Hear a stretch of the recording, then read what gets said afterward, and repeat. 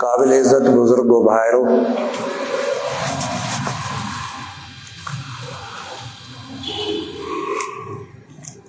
दुनिया में इंसान जे लाइ जिते खोड़ ॿियूं शयूं लाज़मी ऐं ज़रूरी आहिनि, उन्हनि सभिनी शयुनि खां वधीक इंसान जी सभ खां वॾी ज़रूरत, इंसान जी सभ खां वॾी हाजत, जंहिं ते इंसान जी इंसानियत जो बुनियाद आहे, उहो आहे इस्लाम जी नज़र में, अञा ईअं चवां त क़ुरान मजीद जी नज़र में, अल्लाह जे आख़िरी मोकिलियल किताब ऐं दस्तूर हयात जी नज़र में इंसान जी सभ खां वॾी ज़रूरत हिदायत आहे। इंसान वटि दौलत आहे, पैसो आहे, पर जेकॾहिं हिदायत न अथसि त इहा दौलत, इहो पैसो इंसान लाइ नेमत नाहे बल्कि ज़हमत आहे। ताक़त सभु को चाहींदो आहे, पर इन ताक़त सां गॾु हिदायत नाहे त इहा ताक़त बि इंसान लाइ ज़हमत आहे।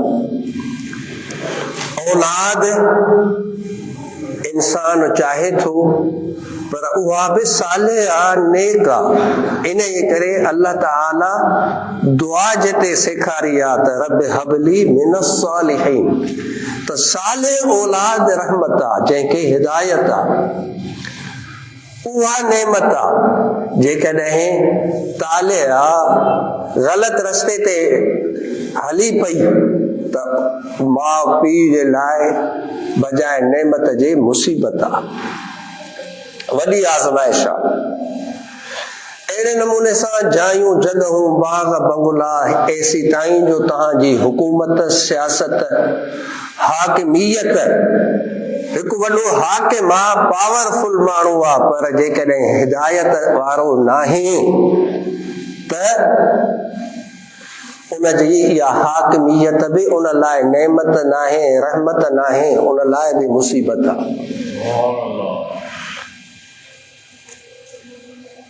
इंसान जी सभ खां वॾी ज़रूरत इंसान लाइ हिदायत आहे। हिदायत छाखे था चऊं? बल्कि मां ईअं चवां त हीअ ज़िंदगी सॼी इंसान जी सभु शयूं ॿिए नंबर ते आहिनि। हयात इंसानी, इंसान जी ज़िंदगी इहा पहिरें नंबर ते आहे। हयाती आहे त इहे सभु शयूं आहिनि, त हयाती बि इंसान जे लाइ रहमत आहे, नेमत आहे, पर कॾहिं जॾहिं इंसान खे हिदायत आहे, इंसान खे अमल सालिह नसीब आहे। इन करे हिकु हदीस गिरामीअ में आहे, पाण करीमन इरशाद फरमायो त अल्लाह खां ज़िंदगी घुरो, अमल सालिह घुरो। छो जो पाण मना फरमाई अथऊं त मौत तलब न कयो, ज़िंदगीअ खां बेज़ारी न घुरो। घणा माण्हू चवंदा आहिनि अलाह करे हीअं थी वञे, हूअं थी वञे, हिन ज़िंदगीअ मां कत थियो आहियां। इहा जहालत आहे, बेअकुली आहे, अल्लाह जे नेमत जो कुफरान आहे। मौत जी तलब नाहे करणी, अल्लाह खां ज़िंदगी घुरणी आहे। लेकिन रसूल अकरम सल्लल्लाहु अलैहि वसल्लम छा फरमायो? हदीस जा जेके लफ़्ज़, हिकु रिवायत जी तरतीब इहा आहे त अमल सालिह में बरकत ऐं पंहिंजे ज़िंदगीअ में बरकत अल्लाह खां घुरो। अल्लाह साईं ज़िंदगी बि वॾी ॾे, पर उन ज़िंदगीअ मां फ़ाइदो वठूं ऐं नेक सालिह अमल कयूं, चङा कम कयूं। त उन जी असांखे दुआ सेखारी वई। इन हदीस जी रोशनीअ में चई थो सघां त मुंहिंजे नबीअ असांखे इहो फ़लसफ़ो ॾिनो त जेकॾहिं अमल सालिह हयातीअ में नसीब अथव त इहा हयाती तव्हां लाइ हयाती आहे, नेमत आहे। पर जेकॾहिं इन ज़िंदगीअ में इन हयातीअ में अमल सालिह नसीब न अथव त इहा हयाती भी ममातीअ जहिड़ी आहे, इहा ज़िंदगी भी मौत जहिड़ी आहे। इन जे करे अमल सालिह जी हर जाइ ते मां लफ़्ज़ कहिड़ो चयो त ज़िंदगी भी नेमत तॾहिं आहे जॾहिं हिदायत नसीब आहे। हिदायत चऊं छाखे था? अल्लाह ताला क़ुरान मजीद में असांखे पहिरियों हिदायत तलब करण जी तलकीन कई आहे। इहदिना सिरातल मुस्तक़ीम, मुंहिंजा मौला सही रस्तो ॾेखार। मुंहिंजा अल्लाह असांखे सिधो रस्तो ॾेखार। इन जो कमाल इहो आहे त पंहिंजे करम सां सिधे रस्ते ते हलाए, सिधे रस्ते ते बिहार, पंहिंजे करम सां पाण हलाए सिधो रस्तो। इहो सिधो रस्तो हर फील्ड में, हर मैदान अमल में तोखे मूंखे सॼी इंसानियत खे खपे। डॉक्टर आहे उनखे बि सिधो रस्तो खपे, इंजीनियर आहे सिधो रस्तो खपे, तॾहिं नक्शो सही ठाहींदो, मटीरियल सही ॾसींदो। मज़दूर आहे उनखे बि सिधो रस्तो खपे, कारीगर खे बि सिधो रस्तो खपे। घर हलाईंदड़ हाउस वाइफ, घर वारी, घर दयाणी, उनखे बि सिधो रस्तो खपे। घर जे मालिक खे सिधो रस्तो खपे। हर हिक जी, नंढे खां वॾे ताईं, ग़रीब खां अमीर ताईं, जाहिल खां पढ़े लिखे ताईं, सभिनी जी ज़रूरत आहे सिधे रस्तो, सिधो रस्तो खपे। इहो सिधो रस्तो ॾसे केरु? असांखे सम्झाए केरु? या त पंहिंजे तजुर्बे सां हलूं, तजुर्बा कंदे कंदे ज़िंदगी गुज़री वेंदी, पोइ ते कंधो वराए ॾिसंदासीं त सभु ग़लति कयोसीं। पंहिंजे तजुर्बे सां पंहिंजी ज़िंदगीअ जी शुरूआत नथा करे सघूं, उनखे कमाल नथा पहुचाए सघूं, न की पंहिंजे अकुल सां पहुचाए सघूं था। छो त अकुल तव्हां जो, मुंहिंजो, सॼी इंसानियत जो, महसूसात जो मुहताज आहे। इन खां मथे अकुल जी का हैसियत ई कोन्हे। महसूसात जे ज़रिए को अकुल फ़ैसिलो करे सघंदो। आंगुर तव्हां लॻाई मानीअ खे, हा कोसी आहे, तव्हां आंगुर लॻाई, हिस तव्हांखे ॾसियो, अकुल फ़ैसिलो कयो त मानी कोसी आहे। पर हीअ मानी पई हुजे, ॾिसो पिया, अकुल अथव, इल्म वारा आहियो, फ़ैसिलो बग़ैर हिसे लामस जे कॾहिं बि न करे सघंदो। अकुल जी शीशी आहे, जेकॾहिं तव्हां कुवत शाम पंहिंजे नक सां सिंघण जे ज़रिए न ॾिसी सघियो, सिंघी न सघियो, सिंघी या सूंघी न सघियो, त तव्हां फ़ैसिलो न कंदव त ख़ुशबू आहे या बदबू आहे, या सुठी ख़ुशबू आहे या सुठी न आहे। त खोड़ मिसाल आहिनि। अकल अॼु दुनिया वेठी थी चवे, अकुल मां कमु वठो, अकुल मां कमु वठो। पंहिंजे अकुल सां माज़ी कोन ॾिसी सघंदव, पंहिंजे अकुल सां मुस्तक़बिल कोन ॾिसी सघंदव, पंहिंजे अकुल सां पंहिंजे हाल जे मसइलनि खे सुलझाए न सघंदव, छो जो तव्हांजो अकुल महसूसात जो मुहताज आहे। ही तव्हांखे को कुल्लियो नथो ॾेई सघे, ज़िंदगीअ जा रस्ता नथो ॿुधाए सघे। के 5 माण्हू वेहनि, पार्लियामेंट वेहे, उहा को फ़ैसिलो करे ऐं कानून साज़ी करे तव्हांजे लाइ, तव्हां हीअं हाणे मुल्क हले, इहा बि नामुकम्मल आहे। छो नामुकम्मल आहे? हिकिड़ी पार्लियामेंट 5 साल जे मुदे लाइ आई, पहिरें साल हिकिड़ो कानून, वरी बदिलायूं, वरी पछाड़ीअ में चयूं ॿियो कानून, मथां ॿी असेंबली आई, उहे सभु बदिलाए छॾियो। हर माण्हू पंहिंजो मफ़ाद अॻियां थो रखे, पंहिंजो फ़ाइदो अॻियां थो रखे, पंहिंजे फ़ाइदे खे ॾिसी ऐं फ़ैसिलो थो करे। इन जे करे माण्हू पंहिंजो फ़ैसिलो पंहिंजे लाइ हिकु दग मुक़ररु करण जो, हिकु रस्ते जे तयन जो माण्हू पाण फ़ैसिलो नथा करे सघनि। न अकेलो माण्हू करे सघे थो, न गॾिजी माण्हू करे सघनि था। वॾा वॾा फ़लसफ़ी पैदा थिया यूनान में, हिंदुस्तान में, सिंध में, मिस्र में। हिकु फ़लसफ़ीअ हिकु दॻु ॾिनो, ॿिए उनजो रद्द कयो। 50 साल खां पोइ टियों आयो, उनजो रद्द करे छॾियो। इहे रद्द थींदो आयो। कॾहिं गॾिजी माण्हू वेठा, तॾहिं बि पार्लियामेंट जो मिसाल ॾिनुमि त गॾिजी बि कंहिं हतमी नतीजे ते न पहुची सघिया। इहो नामुमकिन आहे। त असांखे दॻु ॾेखारे केरु, रस्तो ॾसे केरु, निज़ाम ज़िंदगी ॾे केरु। क़ुरान मजीद जो फ़लसफ़ो आहे त इन दीन इंदल्लाहिल इस्लाम, दीन फ़क़त इस्लाम आहे अल्लाह वटि, ॿियो कोई दीन न आहे। दीन इन रस्ते जो नालो त आहे, इन निज़ाम ज़िंदगीअ जो नालो त आहे। इन करे तारीख़ मज़ाहिब आलम इन ॻाल्हि ते मुतफ़िक़ आहे। के चई छॾींदा आहिनि त बा दुनिया में अॼु ताईं 1000 मज़हब आया, 1500 आया, 2000 आया, को किथे। इहे सभु धुक आहिनि। तारीख़ महफ़ूज़ न आहे त मज़हब मालूम बि न आहिनि।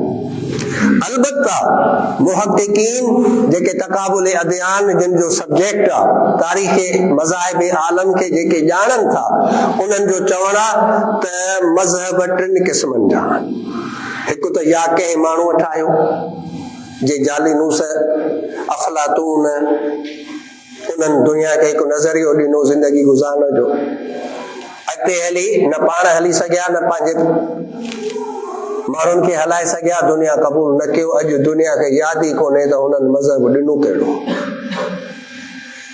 कॾहिं माण्हुनि गॾिजी मज़हब ठाहियो, कंहिं ज़माने में ब्रह्मो समाज गॾिजी दुनिया जे माण्हुनि वेही का ॻाल्हि कंहिं मज़हब जी खई, का कंहिंजी मलहूबो ठाहे ऐं चयूं त बाबा हिन ते बसि हलो, इख़्तिलाफ़ ख़तम थी विया, लेकिन हली न सघिया।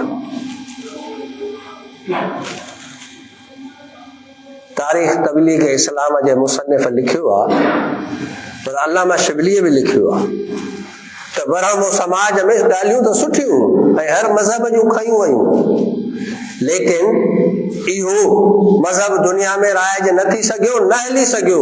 छो हली न सघियो? इन करे न हली सघियो जो इन जे पुठियां आमिल शख़्सियत कोन हुई। ख़्याली पुलाव हुया, ख़्याली दुनिया खे ॿियनि खे त हीअं कयो, पर जिन ॾिनो हो उहे पाण ई कोन पिया हलनि। त हिकु कामिल शख़्सियत कोन हुई नज़रिये जे पोयां, इन करे उहे नज़रिया सभु ख़तम थी विया, फना थी विया। त मज़हब दुनिया में जेके बि आया, तइदाद नामालूम आहे, लेकिन हुया 3 क़िस्मनि जा। या हिकु माण्हूअ ॾिनो, या घणनि गॾिजी ॾिनो, या जंहिं ख़ालिक मख़लूक खे पैदा कयो आहे, जंहिं इंसान खे ख़ल्क़ियो आहे, उन अल्लाह इंसान खे पंहिंजे तरफ़ां दीन अता कयो। सिर्फ़ इबादतूं न, आम अॼुकल्ह मज़हब खे फ़िरक़े, मसलक या इबादत जे मजमूए जे लाइ इस्तेमाल कयो थो वञे, जॾहिं त क़ुरान मजीद में दीन जो लफ़्ज़ आहे। ऐं दीन चइबो आहे तव्हांजे ॼमण खां मरण ताईं, बल्कि मरण खां पोइ बि जेका हयाती आहे, उनखे बि जेका शइ बयानु करे ऐं ॾसे, उनखे दीन चइबो आहे। मां इंशाअल्लाह अॻी नशिस्त में दीन बाबति कुझु ॻाल्हियूं अर्ज़ कंदुसि तव्हांजे साम्हूं खोले। त दीन चइजे छाखे थो, मज़हब चइजे छाखे थो। अॼोकी हिन मुख़्तसर महफ़िल में मां इहो तव्हांजे आॾो वाज़े करणु चाहियां थो त इंसान खे हिदायत खपे, उन खां सवाइ इंसान न हली सघंदो। इंसान पंहिंजी इंसानियत विञाए वेहंदो, पोइ आम हैवाननि वांगुरु हैवान आहे। हैवाननि जूं बि ज़रूरतूं आहिनि, शादी, खाइण पीअण, सेक्स, नस्ल, पोइ इंसान में बि बसि वञी इहे शयूं रहंदियूं, अॻिते सोचे ई न सघंदो, पंहिंजे ज़िम्मेदारियुनि खे निभाए ई न सघंदो। मुसलमाननि जो ऐं क़ुर जो इहो नतीजो, इहो नज़रियो आहे त जॾहिं खां अल्लाह इंसान खे पैदा कयो आहे, तॾहिं खां अल्लाह इंसान खे हिकु दीन बि बख़्शियो आहे, दीन अता कयो आहे। बाक़ी दुनिया छा थी चवे? बाक़ी दुनिया थी चवे त भाई दुनिया में अवल इंसान हैवान हुयो, आहिस्ते हलंदे हलंदे हलंदे कुझु तरक़ी कयईं। ऐं क़ुर मजीद छा थो चवे? क़ुर मजीद चए थो त जॾहिं खां अल्लाह पहिरें इंसान आदम खे पैदा कयो, अल्लाह उनखे ई पहिरियां ई ज़मीन ते मोकिलण महिल ॾसे छॾियो त तोखे हिदायत मां पंहिंजी ॾींदुसि, ऐं अल्लाह उनखे ॾिनी, ऐं अल्लाह उन महिल नतीजो बि ॾसे छॾियो। अल्लाह नतीजो बि ॾसे छॾियो त जेकॾहिं तव्हां उन हिदायत ते हलंदव त कामयाब थींदव, न हलंदव बर्बाद थी वेंदव, ॿई जहान पंहिंजा तबाह कंदव। इहो बि ॾसेई त हिते कुझु वक़्त लाइ आयो, अॻिते मुस्तक़िल ज़िंदगी ॿी आहे तव्हांजी, इहो बि अल्लाह ॾसे छॾियो। त क़ुर मजीद जो नज़रियो आहे त जॾहिं खां इंसान आहे तॾहिं खां दीन ऐं मज़हब आहे, इहा आहिस्ते आहिस्ते का शइ न आई आहे। ऐं क़ुर मजीद इहो ॿुधाए थो, इस्लाम इहो असां तव्हांखे सम्झाए थो त जंहिं पैदा कयो आहे उनखे ख़बर आहे त हिनखे हलाइजे कीअं, हे हले कीअं। जे का शइ का कंपनी ॾे थी, का कंपनी तव्हांखे का शइ ॾे थी, हीअ माइक ॾे थी, हे पखो ॾे थी, हे बल्ब ॾे थी,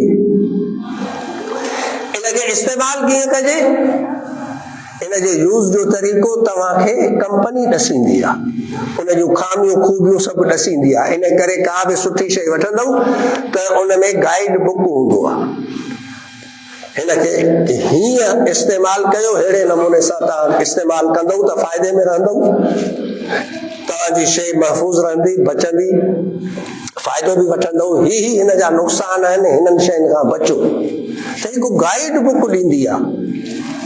इहो गाइड बुक ॾियण जो हक़ उन कंपनीअ जो आहे जंहिं इहा शइ ठाही आहे। त इन हिकु नंढड़े मिसाल मां तोखे मूंखे सम्झणु खपे त असांखे जंहिं रब पैदा कयो आहे असांखे हिदायत ॾियण जो उन रब जो हक़ आहे, त उहो असांखे हक़, उहो असांखे सम्झाए, दग वठाए, असांखे उथण वेहण, मईशत, मुआशरत, अक़ीदो, इबादत, हर शइ उहो ख़ालिक़ ॾसे। असांजे खामिन मां बि उहो वाक़िफ़ आहे, असांजे खूबिन मां बि उहो अल्लाह वाक़िफ़ आहे। असां में छा रखियईं, उहा उन ख़ालिक़ खे, असांजे ठाहींदड़ खे उहा ख़बर आहे, उनखे मालूम आहे। इन करे दीन ॾियण जो, निज़ाम ज़िंदगी ॾियण जो, दस्तूर हयात ॾियण जो हक़ अल्लाह जो आहे। क़ुर जो इहो फ़ैसिलो आहे। ऐं क़ुर इहो बि चवे थो त हे आहिस्ते आहिस्ते दुनिया खे को मज़हब या नज़रियो न आहे मिलियो, जॾहिं खां इंसान पैदा थियो आहे तॾहिं खां अल्लाह उनखे दीन ऐं मज़हब बि अता कयो आहे, उनखे मिलियो आहे। इन जे करे क़ुर मजीद में अल्लाह साईं फरमायो, इन्न दीन इंदल्लाहिल इस्लाम, अल्लाह वटि दीन फ़क़त इस्लाम आहे। इन करे तारीख़ मज़ाहिब आलम वारा मज़हबनि खे टिनि क़िस्मनि में विराइनि था, हिकु माण्हूअ जो ठहियल, घणनि जो ठहियल, ऐं ॿियो आसमानी मज़हब, यानी जंहिंखे फ़रिश्ता खणी आया ऐं अल्लाह पैगंबरनि जे ज़रिए ॾिनो। मूसा अलैहिस्सलाम जो किताब मौजूद आहे, ईसा जो मौजूद आहे, इब्राहिम अलैहिस्सलाम, नूह अलैहिस्सलाम, ये सभई अल्लाह जा नबी।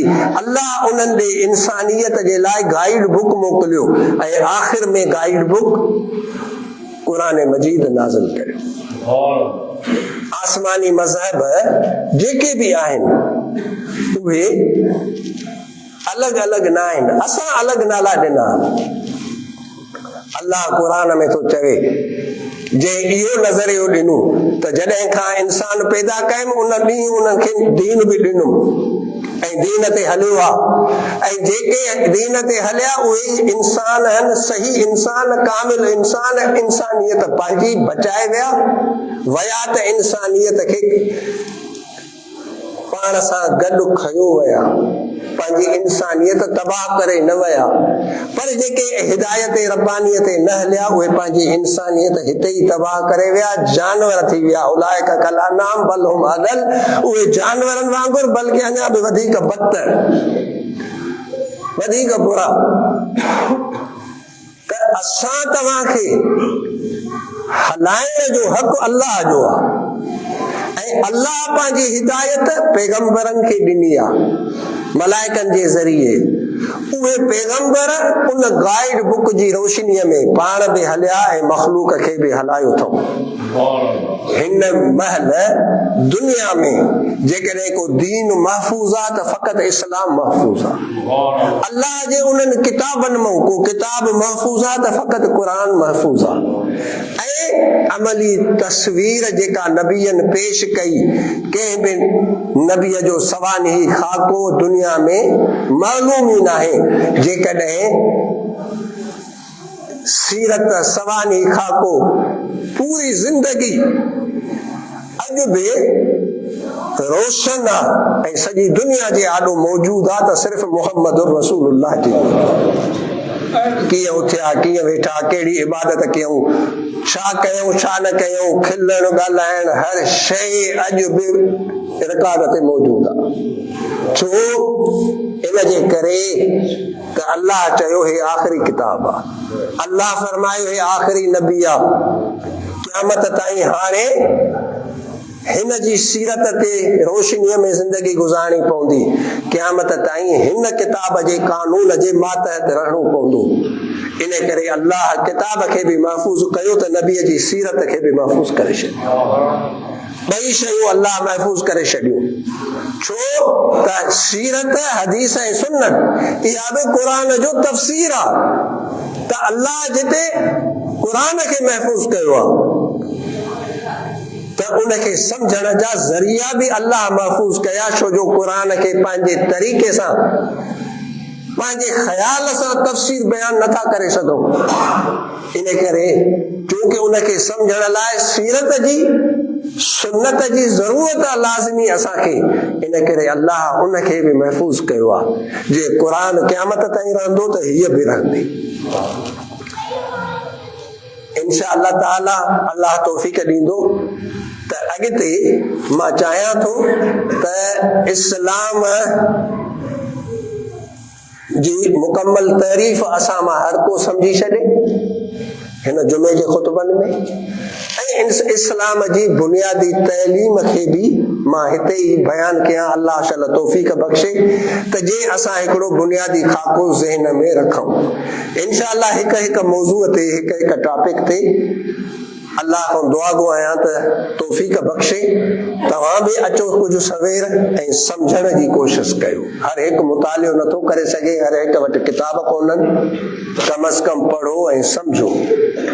हज़रत अबू बकर सिद्दीक़ रज़ी अल्लाह ताला अन्हु इरशाद फरमायो हो त या आलिम थी, या थी त आलिम। इन इल्म मां मुराद दीनी इल्म आहे, हे तव्हांजूं डिग्रियूं न आहिनि। ऐं आलिम थी या तालिबुल इल्म थी, जेकॾहिं न त वरी पोइ इल्म ऐं आलिमनि सां मुहबत करण वारो थी, उन्हनि सां गॾु उथ वेह त कंहिं सिखे। इन्हनि खां सवाइ बाक़ी कुझु न थी जाए। न त जहालत जे ऊंधाईअ में हलिया वेंदा माण्हू। अबू बकर दॻु ॾसे वियो आहे, आख़िर में उनजो ई कोल बयानु कयो। कोशिशि कंदासीं त गॾिजी सॾिजी असां पंहिंजे दीन खे सम्झूं। आख़िर दावाना अनिल हम्दुलिल्लाहि रब्बिल आलमीन।